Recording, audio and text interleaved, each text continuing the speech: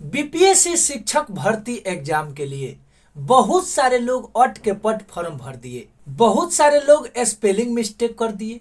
कुछ लोग आधार कार्ड के केवल फ्रंटवे अपलोड किए, पीछे वाला करवे नहीं किए जिसमें आपका एड्रेस रहता है।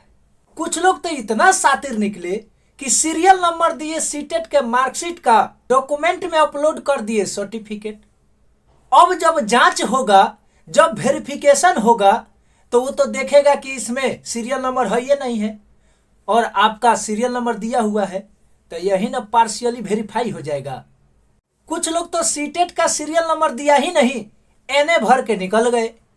हालांकि उन लोगों का स्पष्टीकरण आयोग से आ गया कि जो भर दिए वो भर दिए, लेकिन नोटिस के बाद से गलती नहीं करना है। हालांकि सब चीज स्पष्ट नहीं होने से ऐसा हुआ। इन सभी के बीच तो सबसे ज्यादा कंफ्यूजन तो स्टेट पेपर 1 पेपर 2 विकल्प को लेकर बना रहा।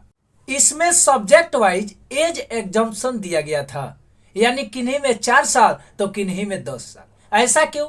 4 साल वैसे सब्जेक्ट को दिए गए कि 2019 के बाद स्टेट हुआ ही नहीं, 23 में हुआ। इन 4 साल के दौरान जिनका एज चला गया वो वैसे ही रहते, इसलिए 4 साल दिया गया।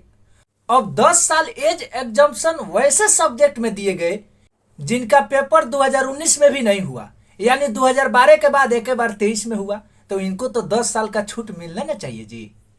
अब एज का छूट जो सब्जेक्ट वाइज बात थी, ये अभ्यर्थी कहीं भटके नहीं, इसलिए आयोग ने उसी में मेंशन कर दिया।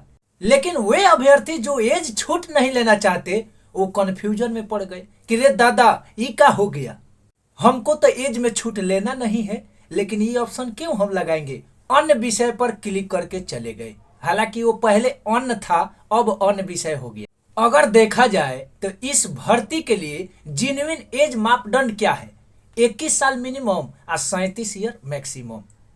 लेकिन यहाँ हुआ क्या, जो एज छूट नहीं लेना चाहते अन्य विषय पर टिक किए, और जो छूट लेना चाहते यानी उनको रिबेट दिया गया, वो पूरा ढांढस जैसा लिखा हुआ था सब्जेक्ट वाइज, उस पर क्लिक किए। मतलब यही हुआ कि दुल्हा बाराती में गए टेम्पू से और दुल्हा के फूफा जी मौसा जी ये लोग गया फॉर्च्यूनर मर्सिडीज से।